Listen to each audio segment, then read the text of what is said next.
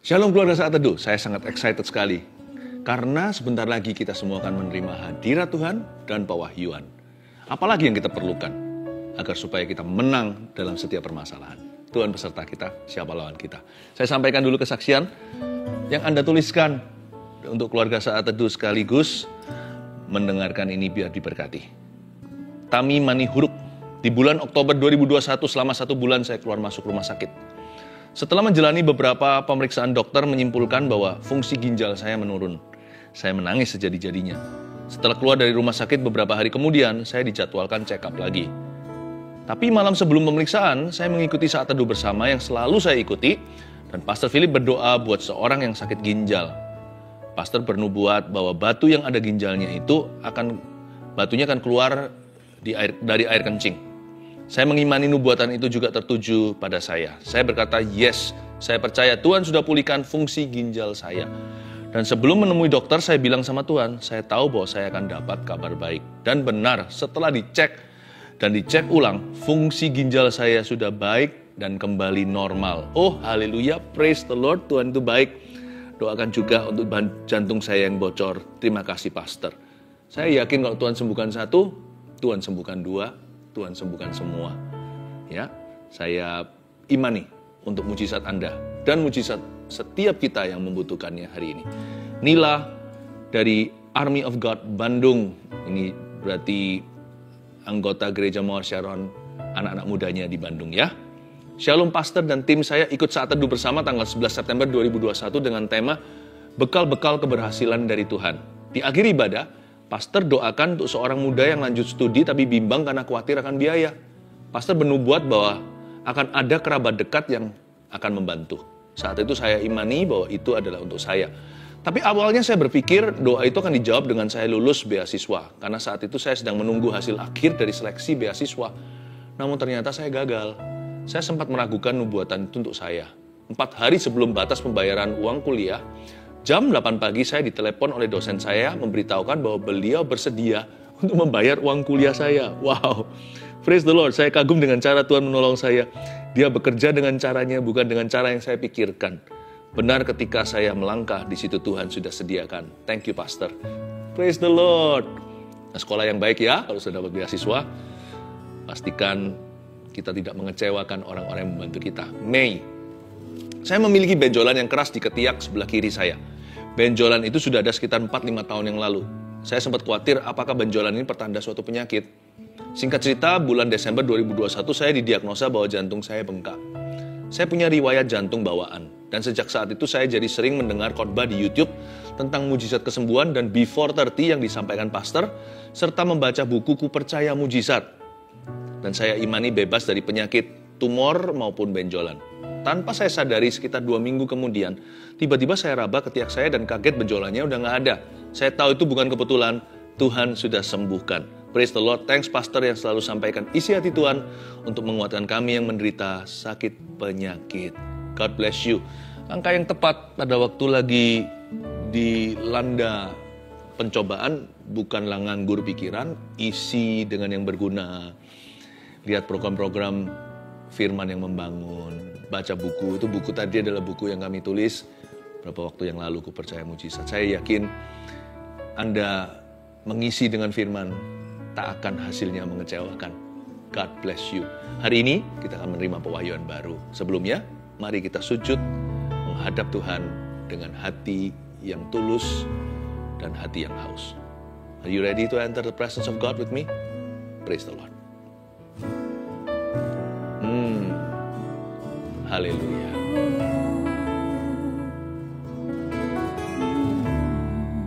Yes. Sekalipun aku dalam lembah gelap, ku tak takut sebab Kau besertaku. Sekalipun badai topan datang menerpa, ku tak gentar sebab Kau di sisiku. Aku percaya berkat-Mu atas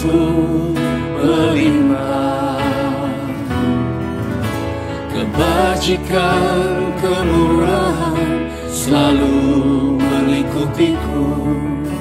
Ku puji, ku sembah Kau Tuhan.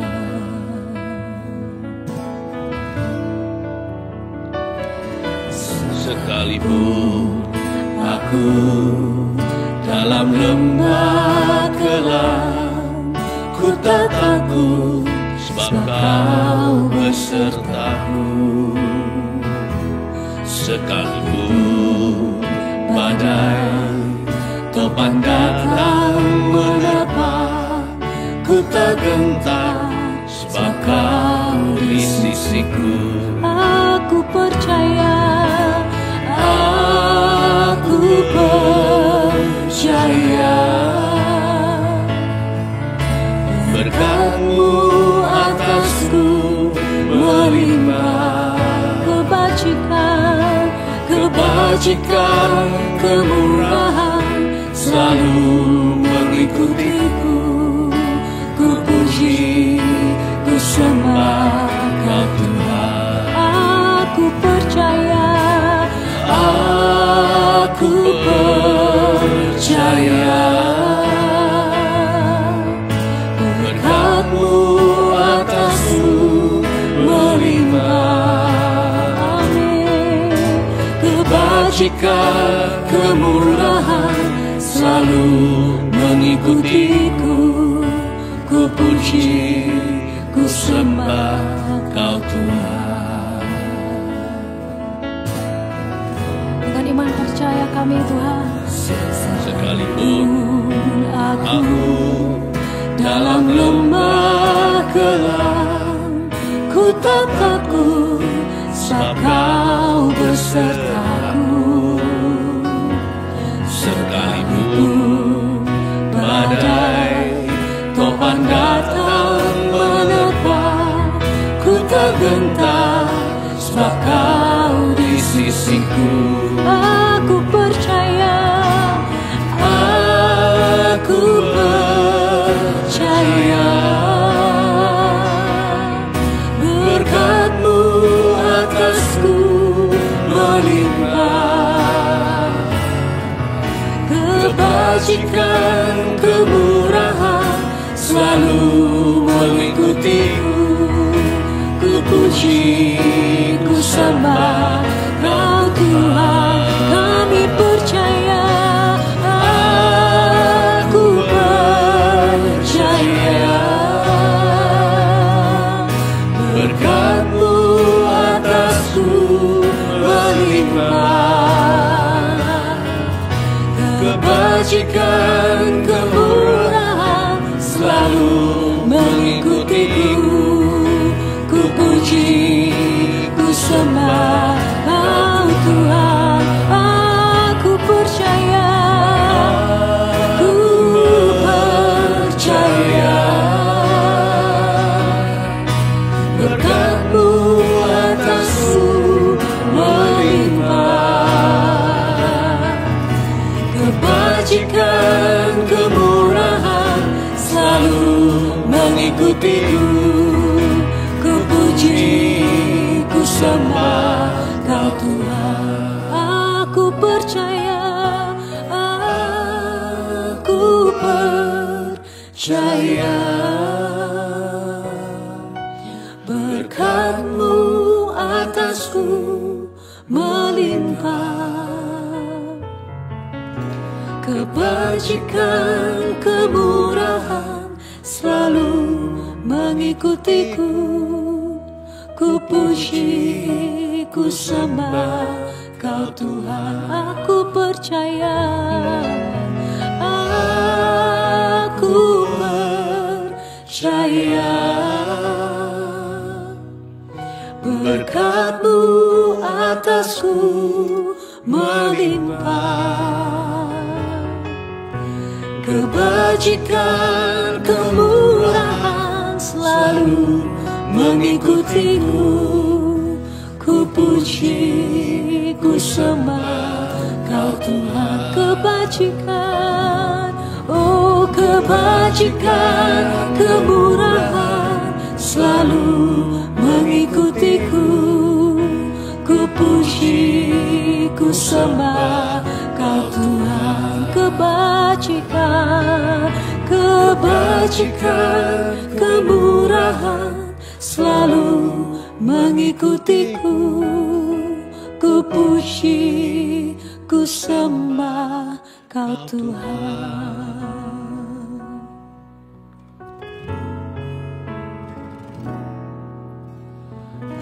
Kau yang lebih tahu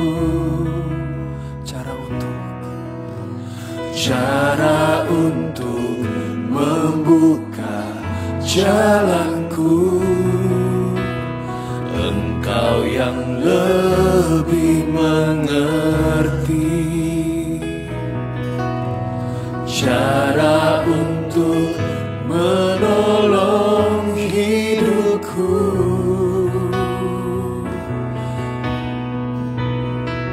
Percaya Kau Tuhan yang tak pernah gagal, menjadikanku lebih dari pemenang. Ku percaya Kau Tuhan yang tak pernah lalai, menepati janji-janji-Mu. Kau Tuhan yang lebih mengerti. Terima kasih. Engkau yang lebih tahu cara untuk membuka jalanku. Engkau yang lebih mengerti cara untuk menolong hidupku. Ku percaya Kau Tuhan yang tak pernah gagal, menjadikanku lebih dari pemenang. Ku percaya Kau Tuhan yang tak pernah lalai, menepati janji-janji-Mu. Ku percaya Kau Tuhan yang tak pernah lalai, menjadikanku lebih dari pemenang. Ku percaya Kau Tuhan yang tak pernah lalai, menepati janji-janji-Mu. Ku percaya Kau Tuhan yang tak pernah gagal, menjadikanku lebih dari pemenang. Ku percaya Kau Tuhan yang tak pernah lalai, menepati janji-janji-Mu. Oh, kami percaya hanya pada janji-Mu, hanya pada firman-Mu.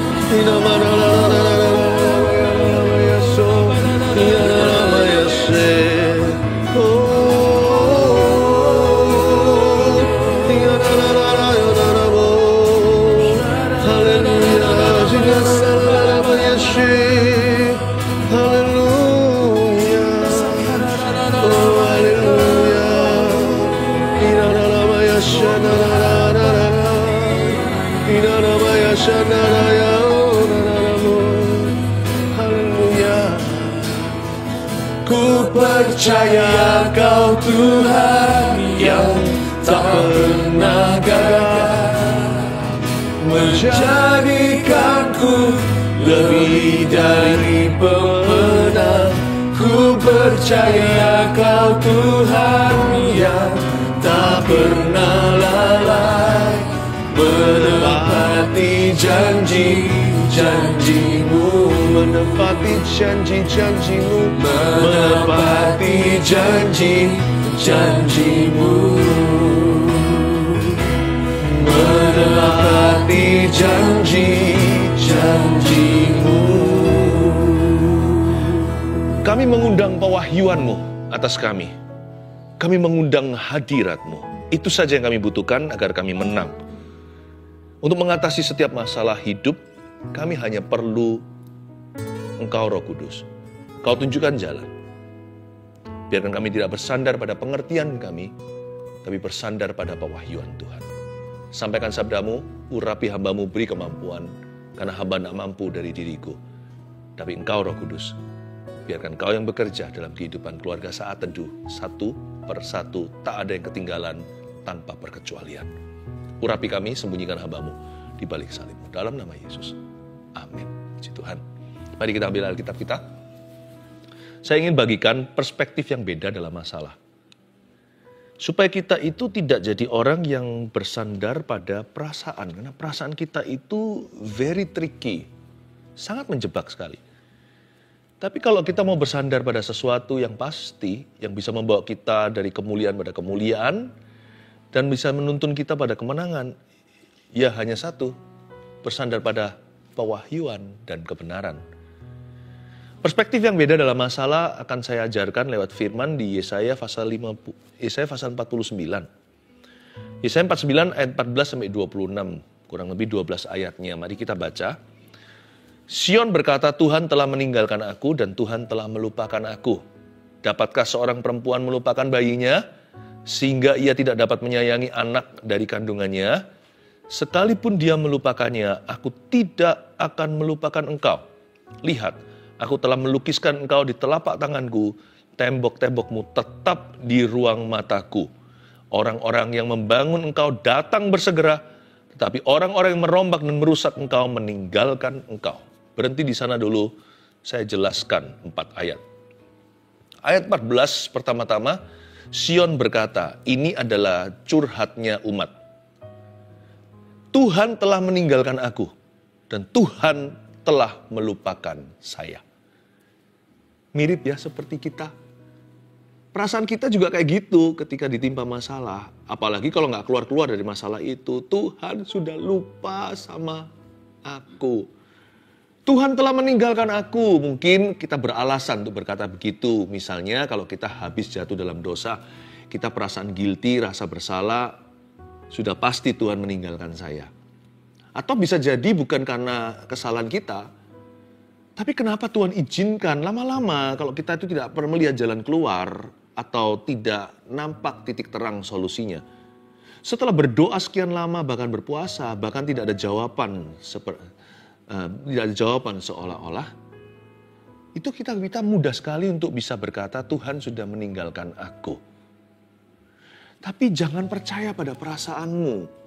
Makanya Alkitab ajarin kita untuk hidup oleh iman. Karena iman itu bersandar pada kebenaran. Iman itu timbul dari pendengaran. Pendengaran akan firman Kristus. Tapi kalau perasaan kita itu sangat kondisional. Sangat tergantung sikon, situasi kondisi, sangat tergantung keadaan. Belum lagi, manusia itu tidak bisa objektif kalau tentang dirinya sendiri. Kalau orang lain mungkin dia bisa lebih objektif, tapi kalau sama dirinya sendiri biasanya dia nggak mengerti. Karena itu jangan bersandar pada apa-apa kecuali firman Tuhan. Dan firman berkata Tuhan tidak pernah melupakan. Dapatkah seorang perempuan melupakan bayinya? Masa bisa sih, sehingga ia tidak menyayangi anak dari kandungannya? Mana ada mama kandung yang melahirkan anaknya, lalu melupakannya, menolaknya, membuangnya? Sebenarnya ada sih di dunia yang gila. Di dunia yang sekarang kita tinggali ini, yang jauh dari sempurna, manusia semakin jahat hatinya.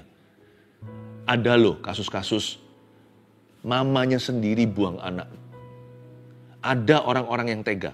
Tapi ayat ini bukan disebutkan oleh Tuhan sebagai fakta, tapi mengajak umat Tuhan untuk memikirkan tuduhan.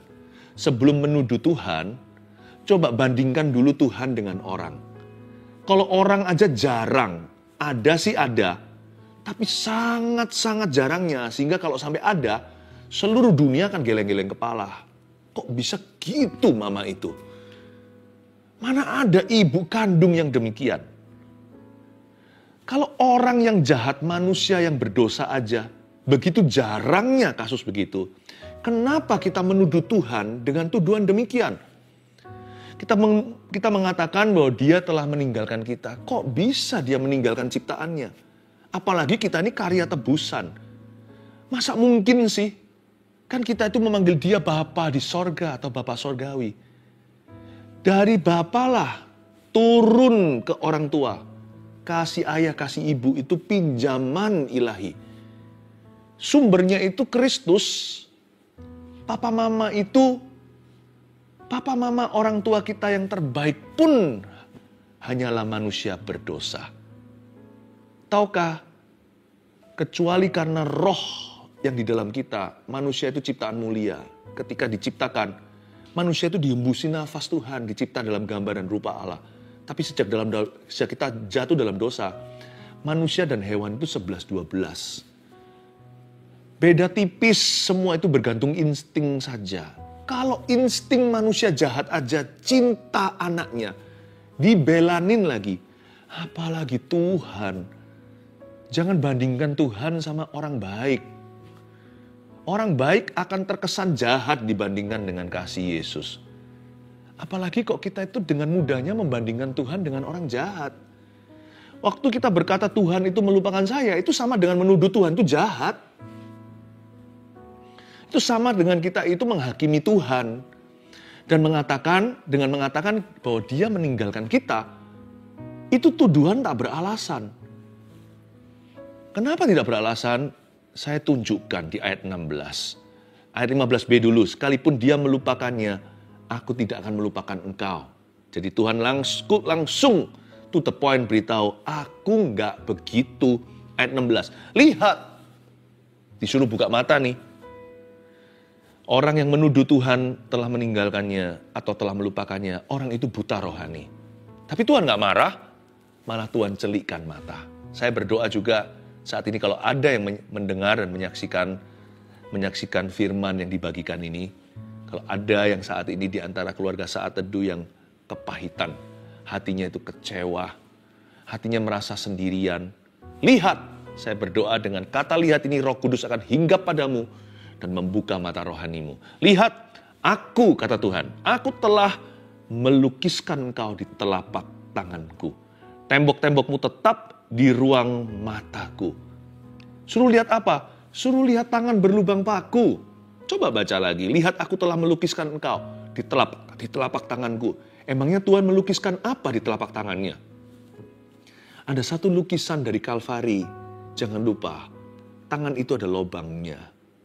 Itulah karya seni yang terindah.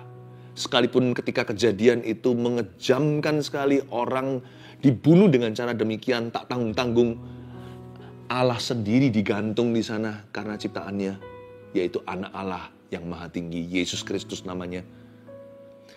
Tapi tangan berlubang paku itu dilubangin karena engkau dan aku.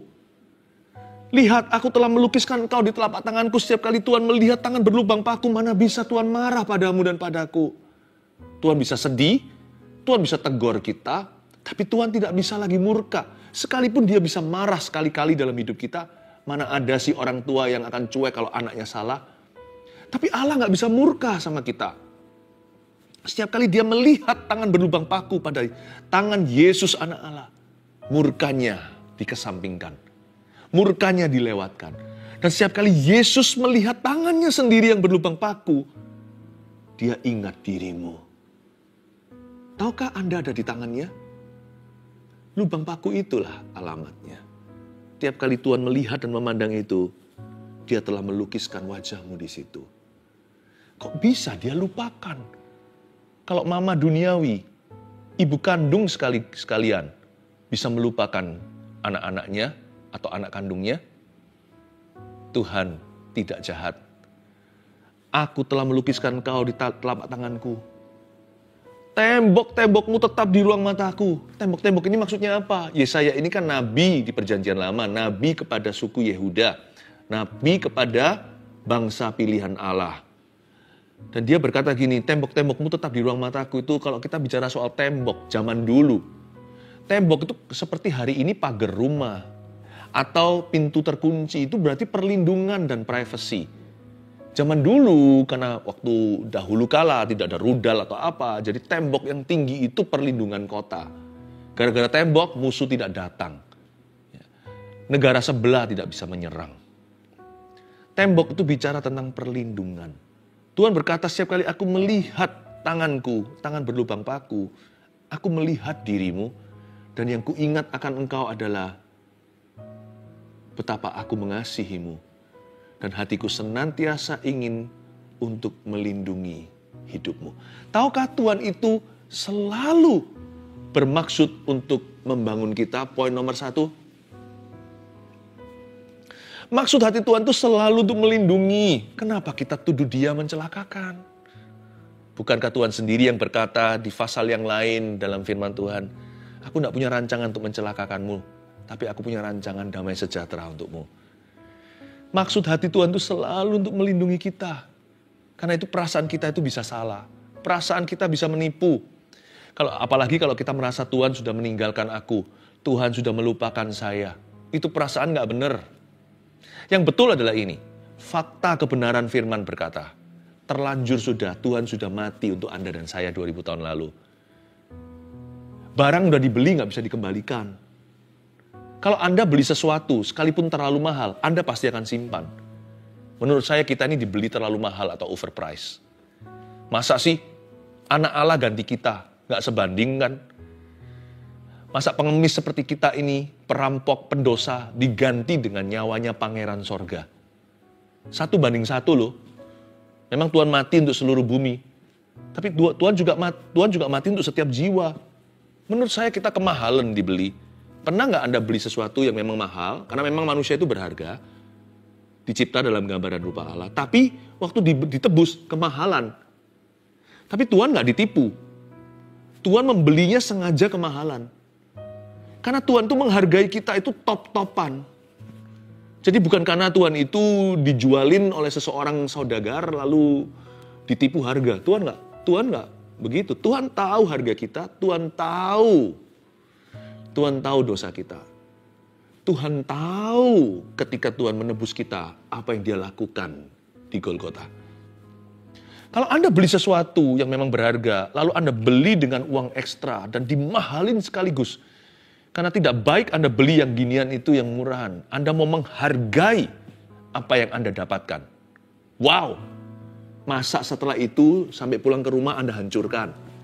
Anda celakakan. Kalau kita beli mobil yang mahal, masa sampai ke rumah kita tabrakkan.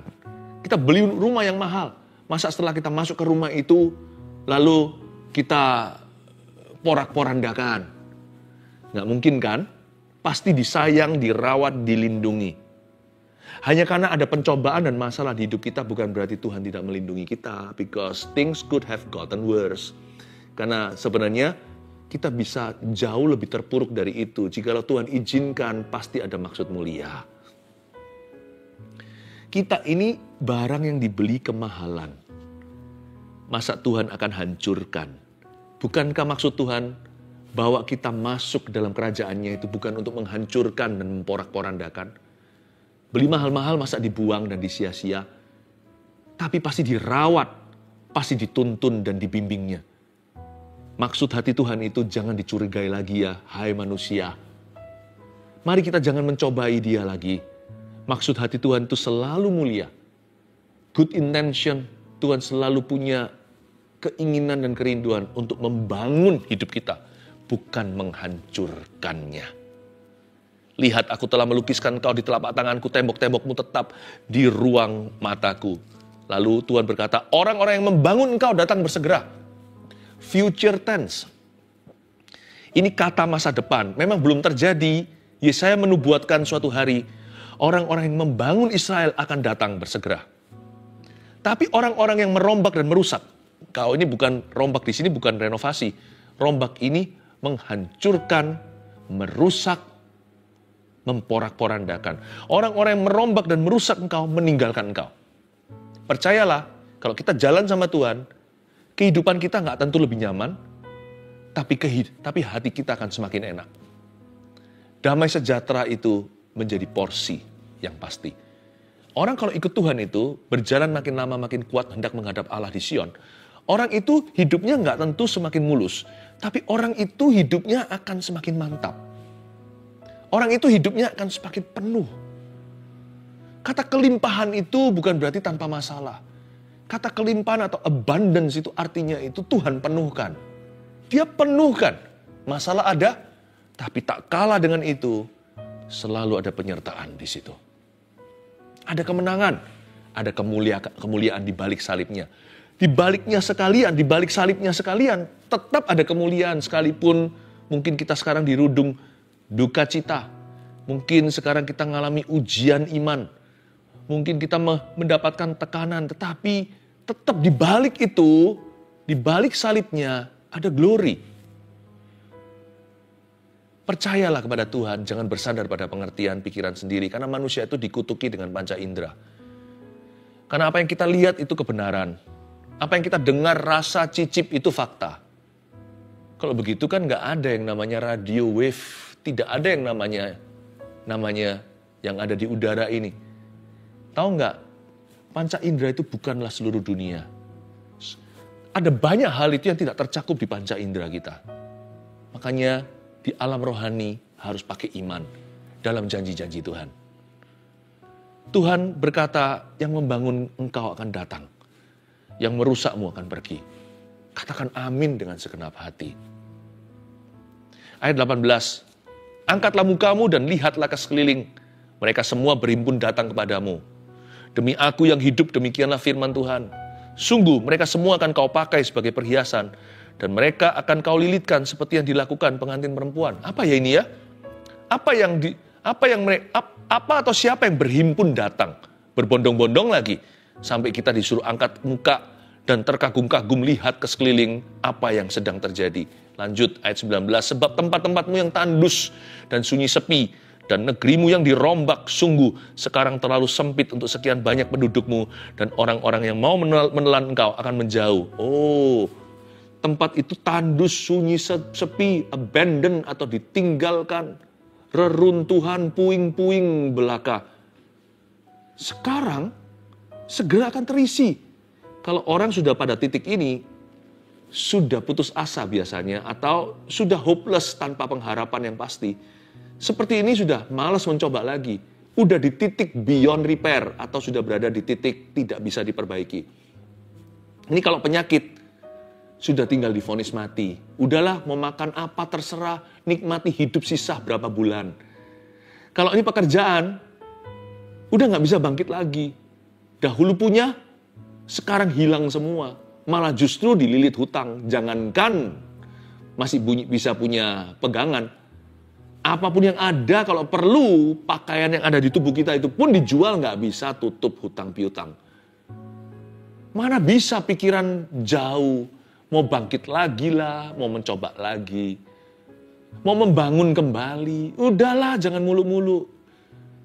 Biasanya orang sudah di titik desperado atau di titik yang terpuruk. Kalau yang nggak kenal Tuhan dan takut akan Tuhan dan kenal kebenaran, bisa-bisa bunuh diri. Jalan pintas dia, mata gelap. Kayaknya mau lari. Hidup ini sudah notok. Kanan kiri sudah nggak ada jalan keluar. Sudah nggak ada solusi. Nggak ada jalan lain kecuali mati. Jangan ya. Karena orang yang bunuh diri itu merem di sini, melek di sana. Anda lihat api. Lalu berkat sudah hilang kan? Udah lenyap kan? Apalagi yang kita bisa harapkan? Tunggu dulu. masih ada satu lagi kalkulasi kita yang belum masuk. Ada Yesus. Ayat 20, malahan saya suka kata malahan.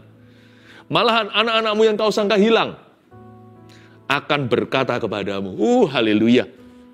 Malahan anak-anakmu yang kau sangka hilang akan berkata kepadamu, tempat itu terlalu sempit bagiku, mengisilah supaya aku dapat diam di situ. Mulai berebut tempat. Ini orang tua ceritanya ini seperti ibu pertiwi, seperti seorang mama yang ditinggal mati oleh semua anaknya. Anaknya semua terbunuh. Lalu suatu hari bangun tidur, rasanya itu satu hari lagi dalam sengsara. Satu hari lagi dalam dunia malapetaka. Dia melek mata melihat, anak-anak yang dia sangka mati, yang dia sangka telah terbunuh dan dibawa ke Babilonia, ditawan di situ, pada semua berkumpul, berhimpun sekeliling mejanya, berdesak-desakan berkata, gak cukup kursinya, ayo kita kursinya setengahan, ayo dek, minggir sedikit, aku belum punya tempat. Kaget dia kira aku mimpi kali. Tempat ini terlalu sempit bagiku. Menyisilah supaya aku dapat diam di situ. Ayat 21. Maka engkau akan berkata dalam hatimu, siapakah yang telah melahirkan sekaliannya ini bagiku? Bukankah aku bulus dan mandul? Diangkut ke dalam pembuangan dan disingkirkan. Tetapi anak-anak ini, siapa yang membesarkan mereka? Dari mana datangnya? Begitulah kira-kira. Kok masih hidup ya? Kok masih ada? Sesungguhnya aku kan sudah tertinggal seorang diri sebatang kara. Tapi mereka ini, dari mana datangnya? Ini orang yang takjub, terheran-heran. Happy sih, tapi happy-nya itu saking happy-nya, dia rasa seril. Rasa ini gak nyata. Dia mungkin cubit-cubit dirinya sendiri. Apakah sakit? Apakah ini mimpi atau kenyataan? Ini bukan bicara tentang anak sungguhan, gak tentu begitu ya. Juga bisa konteksnya beda-beda, setiap orang pencobanya kan lain-lain. Tapi dalam konteks Israel, tahukah Anda, tak lama kemudian, Israel akan mengalami perang.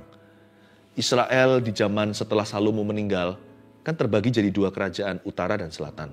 Kerajaan itu 10 suku.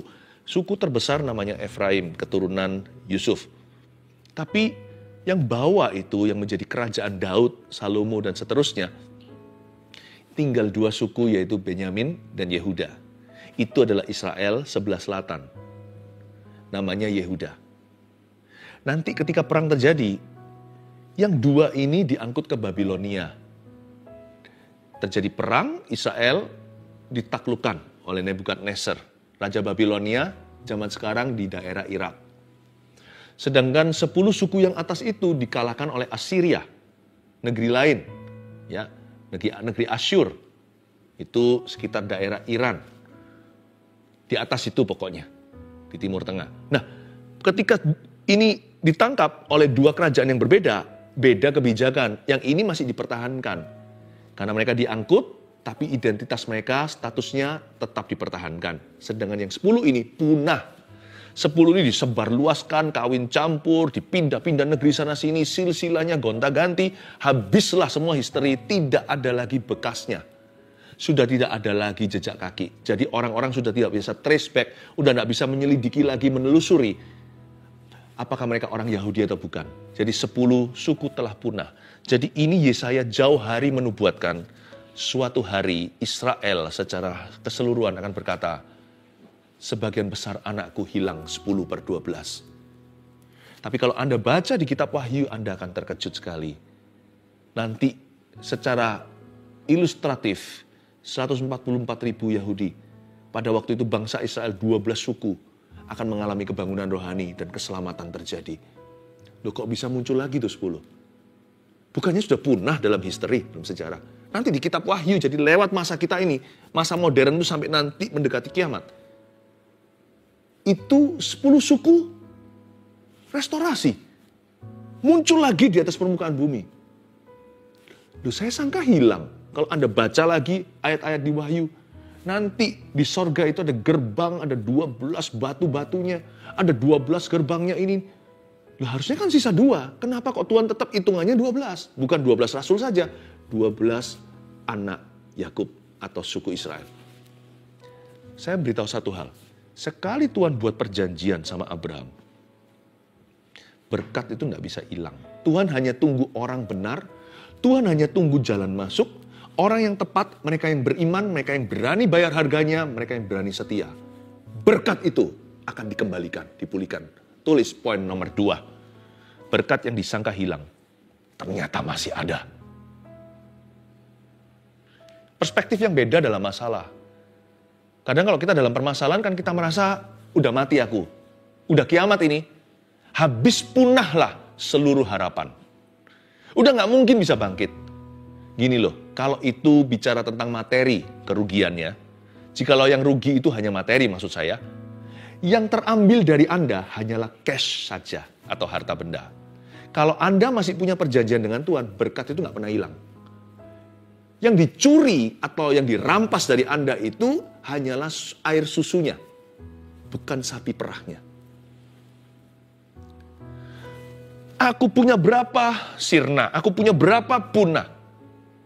Kalau saya, air susu yang saya peras dari sapi satu-satunya yang saya punya, itu diambil terus oleh musuh, saya akan berharap sama Tuhan suatu hari ini akan berhenti. Tapi justru saya tidak akan marah, saya akan terus peras dari sapi perah. Malah saya akan elus-elus sapinya supaya dia gemuk, supaya dia subur. Sapi perahmu itu perjanjianmu dengan Tuhan. Bukan berarti kita minta-minta, bukan kita harap-harap terus meras Tuhan, bukan. Tapi itulah perjanjianmu dengan Tuhan. Yang hilang itu hanyalah material. Yang hilang itu hanyalah wujudnya. Yang hilang itu hanyalah tanamannya atau buahnya. Jangan sampai sih, makanya jangan berdosa. Tapi kalau yang hilang itu hanya itu, selama Anda masih punya perjanjian dengan Tuhan, kalau Anda pegang teguh janji-janjinya, yang hilang itu hanyalah tanamannya. Akarnya masih di sana. Itulah imanmu pada firman-Nya.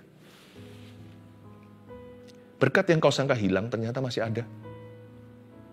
Disimpan Tuhan dalam kirbat, menunggu semua indah pada waktunya, dan menunggu Anda mengerti dan menangkap pewahyuannya. Supaya Anda hidup tidak berdasar perasaan, tapi pewahyuan. Tuhan simpan, menunggu orang benar dinyatakan, menunggu saatnya tiba. Di waktu aku berkenan, aku akan memulihkan. Jangan bunuh diri, jangan putus asa. Jangan merasa, matilah aku sudah. No. You just lost your money. Hanya uang yang hilang. Uang bisa dicari lagi. Atau hanya sesuatu yang sementara di bumi ini. Bahkan kalau kita meninggal di sini pun, mati pun. Kalau kita punya Yesus, pahala kita itu di sorga. Tubuh hangus.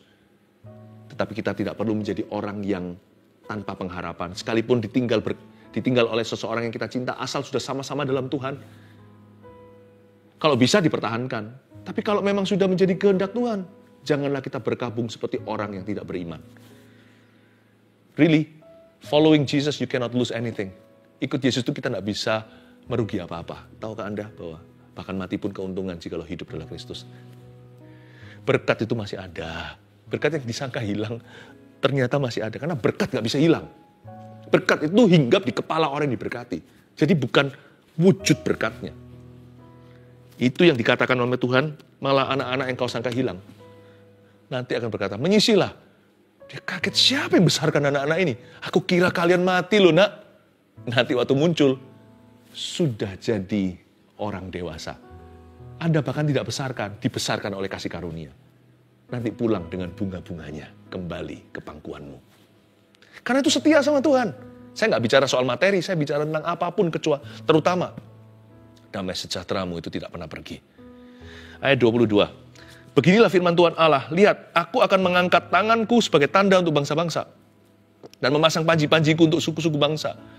Maka mereka akan menggendong anak-anakmu laki-laki dan anak-anak perempuan akan didukung di atas bahunya.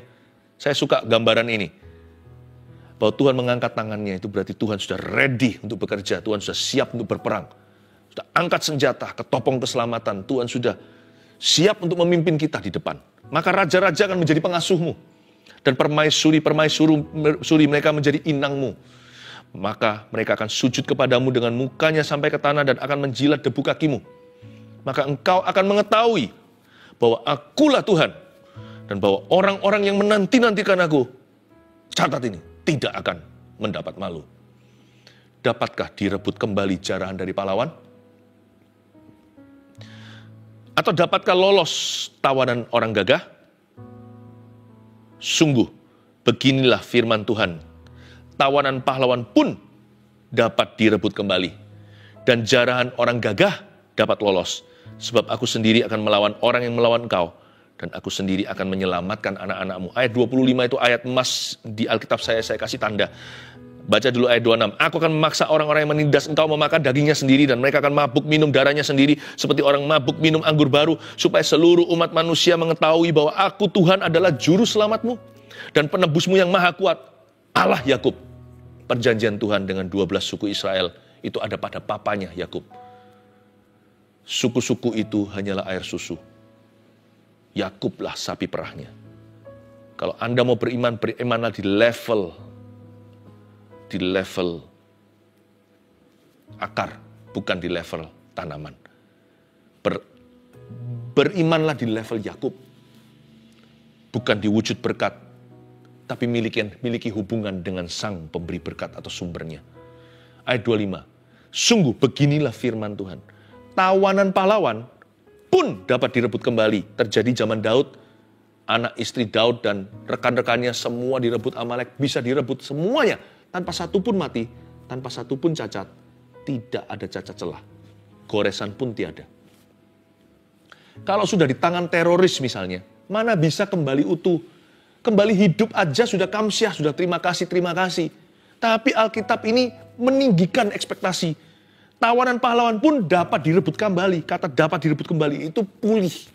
Berarti direbut kembali dalam kondisi semula dan sempurna. Dan jarahan orang gagah dapat lolos. Kata orang gagah ini bukan pahlawan gagah perkasa. Orang gagah ini orang jahat, orang kuat. Itu aja bisa lolos sebab aku sendiri. Nah ini kunci. Kalau Tuhan yang bekerja, yang mustahil terjadi. Aku sendiri akan melawan orang yang melawan engkau. Dan aku sendiri akan menyelamatkan 12 suku Israel, anak-anakmu. Karena itu, saya rasa ini yang paling masuk akal untuk dilakukan. Poin nomor 3. Ini sebuah perspektif yang beda. Dengan iman, rebut kembali apa yang dicuri setan. Makanya fokus saja untuk berusaha dan bekerja bersama dengan Tuhan. Kan Tuhan sudah mengangkat tangan. Kita tinggal mengikutinya dan jalan di depan. Nggak tentu nanti mujizat terjadi semalam atau secara instan. Tetapi sekalipun kita masuk proses, asal Tuhan yang memimpin kita, jangan takut saudara. Fokus pada strategi sesuai dengan hikmat-hikmat yang Tuhan beri. Kadang-kadang Tuhan membuat musuh itu bunuh-bunuhan sendiri di dalam perjanjian lama waktu perang raja. Lalu tiba-tiba bangsa Israel tinggal menjara. Tapi di zaman Daud, dalam konteks yang, dalam kejadian yang berbeda maksud saya, mereka perlu berperang. Tuhan tidak langsung beri jarahan. Daud contohnya disuruh menyerbu seperti air yang mendobrak. Tapi di ronde 2 ketika lawan musuh yang sama, Daud diajari untuk keliling dulu dan menunggu derap kaki atau tanda dari Tuhan di atas pepohonan di mana tentara-tentaranya menunggu. Strateginya bisa beda-beda sesuai dengan hikmat Allah di lapangan. Jangan buang energi karena itu untuk perkara yang sia-sia atau yang enggak-enggak. Yang putus asa, yang kecewa, yang kepahitan, yang marah, yang apa. Semua negatif energi itu buang aja. Karena itu buang waktu, buang waktumu, dan buang waktu Tuhan. Semua jadi gak indah-indah pada waktunya, karena waktu Tuhan dibuang-buang. Buang aja, supaya kita bisa fokus pada strategi yang Tuhan beri. Kita perlu beriman dulu Tuhan berjalan di depan, dan aku pasti bisa merampas kembali tawanan pahlawan. Dengan iman dulu. Kita cetuskan, aku akan rebut kembali apa yang dicuri setan. Perspektif yang beda dalam masalah. Di poin ketiga, kita keluar tanduknya, tanduk orang benar. Disitulah kita fight, kita berjuang dengan cara yang benar ya.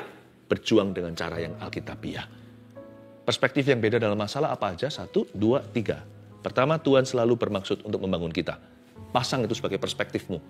Paradigma, cara pandang yang benar di dalam setiap permasalahan kita. 2, berkat yang disangka hilang ternyata masih ada. Ayo berharap lagi, jangan putus asa. 3, dengan iman rebut kembali apa yang dicuri setan. Kumpulkan tenaga yang sisa, energi iman Anda. Fokus untuk bekerja sama dengan Roh Kudus. berjuang dengan cara yang benar. Bangkit lagi, Tuhan beserta. Kalau Tuhan di pihakmu, siapa lawanmu? Oh haleluya. Haleluya. Nantikan janji Allah digenapi dalamku.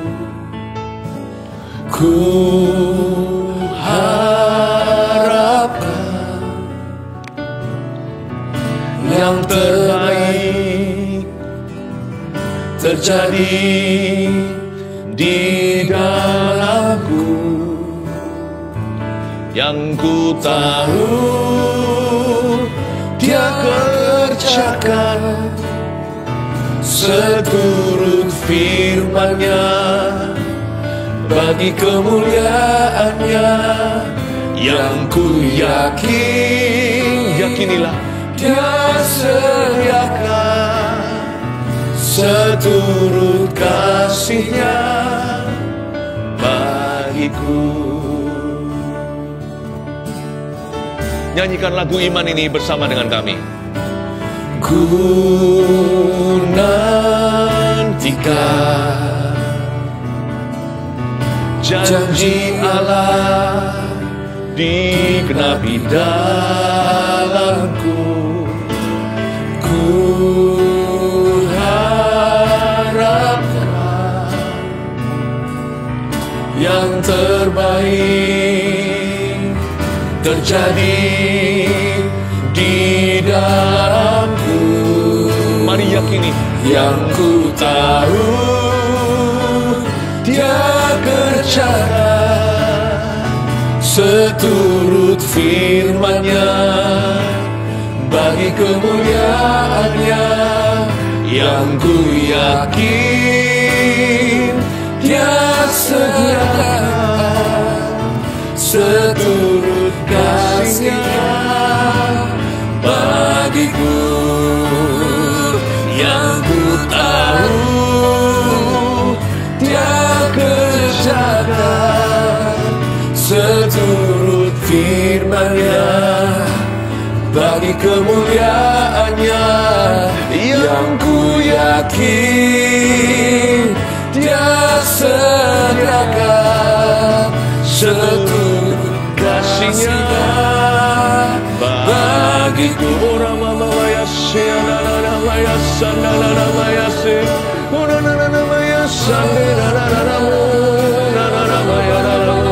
Haleluya. Letakkan tanganmu di kepalamu seperti ini. Dia telah memberi paradigma yang baru, perspektif yang beda dalam setiap situasi yang Anda alami dan yang kita hadapi.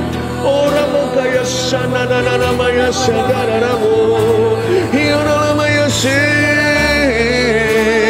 Namanya sana namanya oh ramaya mari kita minta Roh Kudus memperbaharui akal budi kita dan memberi kita semua karunia iman untuk melihat mujizatnya.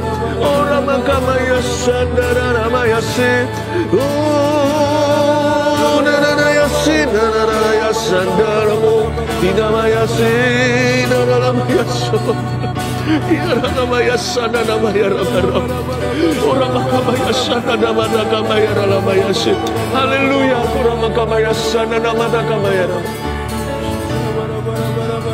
Look, saya melihat ada seorang anak kecil belum umur 10 yang tidak bisa berjalan dengan baik, bisa sih berdiri tapi dituntun dan dia berjalannya tidak bisa dengan benar dan dilepas tangan jatuh. Tapi saya melihat barusan anakmu berjalan, anak itu. Cepat kalau itu anaknya saat ini, angkat dia pelan-pelan, dijaga. Kasih dia waktu, sebentar lagi dituntun, dia akan jalan. Dalam nama Yesus saya ajak semua keluarga saat teduh, semua kita berdoa. Semua kita berdoa, berdoa. Sekalipun Anda tidak kenal anak itu, saya juga nggak tahu ini siapa. Tapi mari kita percaya sebuah mujizat untuk seorang a little girl, untuk seorang anak kecil, seorang anak perempuan, orang makabaya, sana nama-nama. Walk in the name of Jesus, jalan dalam nama Yesus Kristus. Di nama Ramatakabaya, sana nama Takaya Rama. Haleluya. Walk in the name of Jesus, dalam nama Yesus. Walk, jalan. Orang makabaya, sana nama Takaya. Oh, haleluya, haleluya. Ada satu pasang orang tua yang anaknya dalam kondisi bukan seperti yang tadi. Ini anak yang lain lagi. Tapi anaknya terus diterapi. Anaknya kena satu penyakit. Dan dari lahir, dan Anda berdua sudah mulai tidak termotivasi untuk beriman agar mujizat terjadi. Karena rasanya ya sudah bisa damai dengan situasi ini, bisa menerima. Baik sih kalau Anda bisa settle in peace, kalau Anda bisa berdamai dengan situasi Anda dan tetap bersyukur. Tapi saya rasakan Roh Kudus berkata begini, tetaplah berharap mujizat itu akan terjadi. Anakmu juga akan berjalan, anak Anda juga akan berjalan dengan baik. Mari kita sama-sama terus berdoa. Kayaknya ada beberapa anak yang disembuhkan Tuhan saat ini. Ora makabaya shanana matake. Ora nanamaya shin. Inanamaya yang ku tahu Tuhan, yang ku tahu Tuhan. Kau kerjakan Tuhan, Kau kerjakan seturut firman-Mu. Di dalam nama Yesus Tuhan. Ora makabaya shanana. Inanamaya ranamaya shanana. Inanamaya shanana. Ora marah. Jamaah di dalam nama Yesus. Receive that. Receive grace, terimalah kasih karunia. Oh Ramakamaya. Haleluya. Ya Ramayasya. Thank you Jesus. Thank you Jesus. Saya merasakan intensif seperti ada karunia iman yang terus mengalir dari kamera yang di depan ini, di depan saya, mengalir sampai ke ruang tamu, ke rumah sakit, ke rumah Anda, dimanapun Anda berada, yang di perjalanan juga. Ada karunia iman untuk sebuah mujizat dari Tuhan. Ulurkan tanganmu sekarang, kita berdoa untuk setiap permintaan, permohonan doa yang langsung ke Tuhan. Mari kita bawa sama-sama, iman kita bersatu. Oh haleluya Tuhan, nyatakan kemuliaan, nyatakan kuasa-Mu. Kami tidak mencobai Tuhan atau mencoba menyuruh Tuhan membuktikan. Kami percaya dan aman dengan Tuhan, tapi kami beriman. Tuhan nyatakan, hamba berdoa dalam nama Yesus, berkat itu masih ada. Berkat yang seolah-olah terhilang dan tidak kunjung datang, itu ternyata tetap ada, disimpan reservasi untuk terjadi. Kami percaya mujizat akan terjadi di dalam nama Yesus Kristus. Jamah Tuhan setiap orang yang membutuhkan. Hamba minta terobosan yang baru, terobosan yang supranatural atas setiap keluarga saat teduh, terutama mereka yang menaikkan permohonan kepadamu. Di dalam nama Yesus. Haleluya. Yang ku tahu Dia kerjakan seturut firman-Nya bagi kemuliaan-Nya. Yang ku yakin Dia sediakan seturut kasih-Nya bagiku. Yang ku tahu Dia kerjakan seturut firman-Nya bagi kemuliaan-Nya. Yang ku yakin Dia sediakan seturut kasih-Nya bagiku. Seturut kasih-Nya, seturut kasih-Nya bagiku. Oh, seturut kasih-Nya bagiku. Angkat tanganmu, terima berkat dari Allah Bapa, kasih setia dari Tuhan Yesus, pengurapan dalam Roh Kudus di setiap masalah hidupmu. Bawalah berkat dalam nama Yesus. Amin. Haleluya. Percayalah kepada Tuhan dengan segenap hatimu, dan jangan bersandar kepada pengertianmu sendiri. Percayalah kepada Tuhan dengan segenap hatimu, dan jangan bersandar kepada pengertianmu sendiri. Berbahagia orang-orang yang memperoleh hikmat-Nya.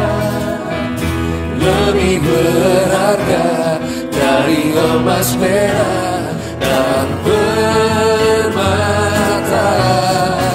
Umur panjang di tangan kananmu, kekayaan hormat di tangan kiri. Jalannya penuh damai sejahtera senantiasa.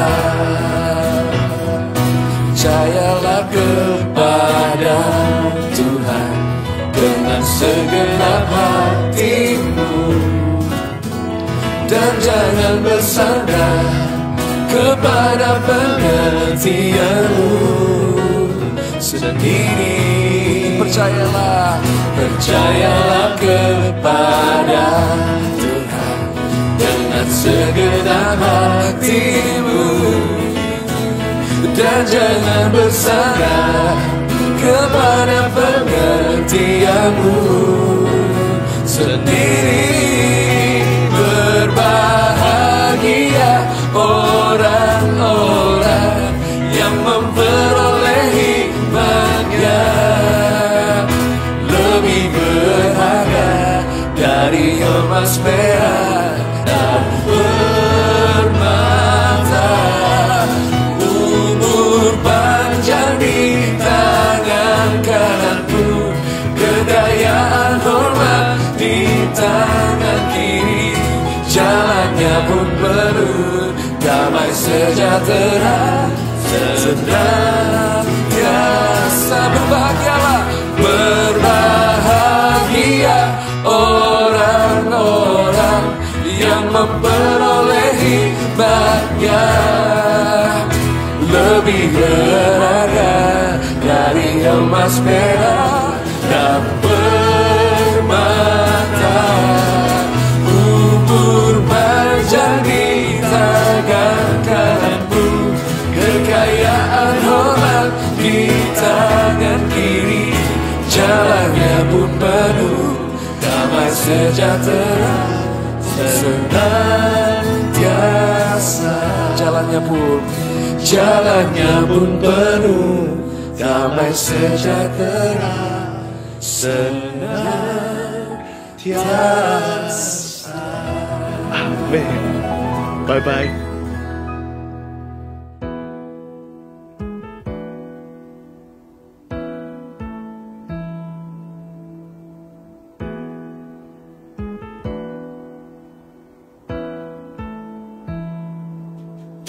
Selain kau tiada yang lain, hanya kau milikku di surga.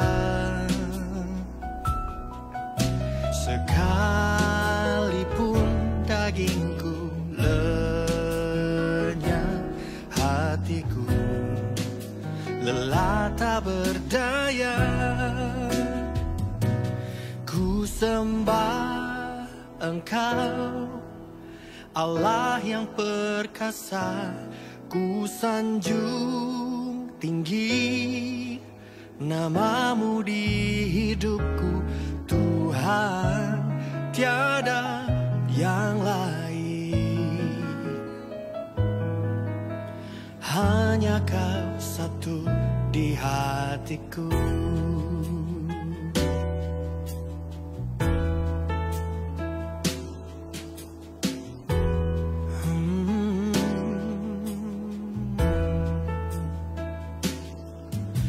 Selain Kau tiada yang lain, hanya Kau milikku di surga.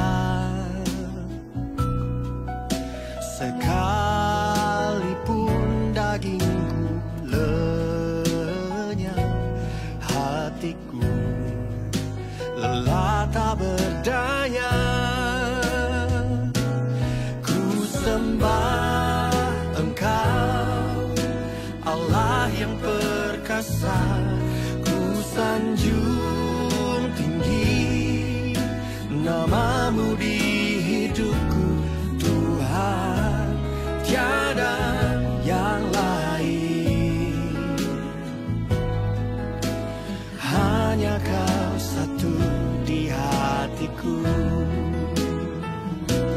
Ku sembah Engkau, Allah yang perkasa. Ku sanjung tinggi namamu di hidupku, Tuhan, tiada yang lain. Hanya Kau satu di hatiku.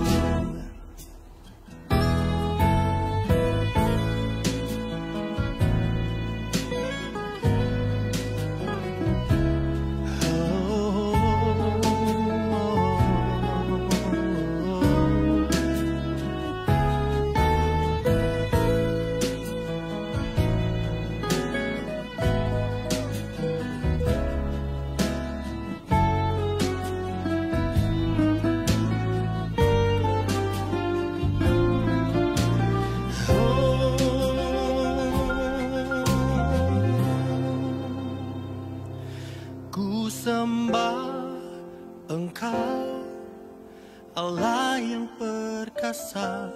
Ku sanjung tinggi namamu di hidupku, Tuhan, tiada yang lain. Hanya Kau satu di hatiku. Ku sembah Engkau, Allah yang perkasa. Ku sanjung tinggi namamu di hidupku, Tuhan, tiada yang lain. Oh, hanya Kau satu di hatiku. Tuhan, tiada yang lain. Hanya Kau satu di hatiku. Tuhan, tiada yang lain. Hanya Kau